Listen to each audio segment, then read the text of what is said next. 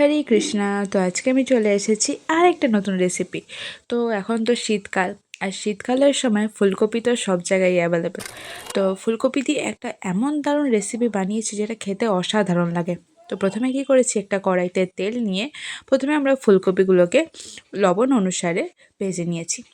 এবারে আমরা পরিমাণ মতন তেল নিয়েছি এবং সেখানে চিড়ে রাখা কিছু কাঁচা লঙ্কা দিয়ে দিয়েছি। তাতে আমরা অল্প একটুখানি হিং দিয়ে দিয়েছি এবং তাতে আমরা দিয়ে দিয়েছি অল্প একটু আদা বাটা। কারণ সেখানে পরিমাণ মতন হলুদ দিয়ে আদাটাকে আমরা তেলের সাহায্যে খুব ভালোভাবে ভেজে নিয়েছি। আর এই রেসিপিটা করতে বেশিক্ষণ সময় লাগে না, খুব কম সময় লাগে। তো এখানে দিয়ে দিয়েছি আমরা গোলমরিচের গুঁড়ো এবং দিয়ে দিয়েছি কিছুটা কাজু বাদাম বাটা। আর কাজু বাদাম বাটার জন্যই এটা খেতে অসাধারণ লাগে। আর সেখানে দিয়ে দিয়েছি টমেটোমের পেস্ট। আর সেটাকে আমরা খুব ভালো করে নাড়িয়ে নিয়েছি। সেটাকে আমরা ভালো করে কষে নেব। খুবই ভালো করে কষে নেওয়ার পরে সেখানে আমরা যা যা মশলাপাতি দরকার সেগুলো আমরা দিয়ে দেবো। যেমন জিরে গুঁড়ো, ধনিয়া গুঁড়ো, সবজি মশলা, তো যা যা দরকার আমরা সেগুলো দিয়ে দিয়েছি। দিয়ে সেটাকে আমরা খুব ভালো করে মিক্স করে নিয়েছি। পরিমাণ মতন লবণ দিয়ে দিয়েছি। দেন তারপরে আমরা কিছু ক্যাপসিকামও কেটে রেখেছিলাম, সেগুলো আমরা এতে দিয়ে দিলাম।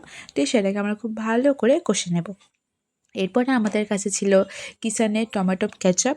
সেই টমেটো কেচাপ আমরা এতে দিয়ে দিয়েছি, তাদের টেস্ট ভালো লাগে। আর হচ্ছে অল্প হালকা একটু চিনি দিয়ে দিলাম। দিয়ে সেটাকে আমরা খুব ভালো করে মিক্স করে নেওয়ার পরে আমাদের কাছে ছিল কস্তুরি মেথি। আর কস্তুরি মেথি হচ্ছে এখানকার মেন জিনিস, যেটা দিলে খুবই টেস্টি লাগে। তো সেটাকে ভালো করে আমরা মিশিয়ে নেব। মিশিয়ে নেওয়ার পরে আমাদের কাছে যে ভেজে রাখা ফুলকপিগুলো ছিল, সে ফুলকপিগুলোকে দিয়েও আমরা ভালো করে সে মশলার সাথে সেটাকে আমরা মিক্স করে নেব। এটাকে মিক্স করে নেওয়ার পরে আমরা পাশে একটা বাটিতে কিছুটা কর্নফ্লাওয়ার এবং জল মিশিয়ে রেডি করে নিয়েছিলাম, সেটাও আমরা এতে দিয়ে দিলাম। তাতে অল্প সয়া সসও দিয়ে দিয়েছিলাম। তো সেটাকে আমরা এতে দিয়ে ভালো করে সেটাকে আমরা মিক্স করে নিয়েই আমাদের রেডি হয়ে যাবে ফুলকপির মঞ্চুরি। আর এটা খেতে দারুণ লাগে। তো তোমরা নিশ্চয়ই ট্রাই করবে।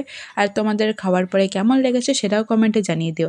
আর তার সাথে সাথে লাইক ফলো করে দিও। হরে কৃষ্ণা।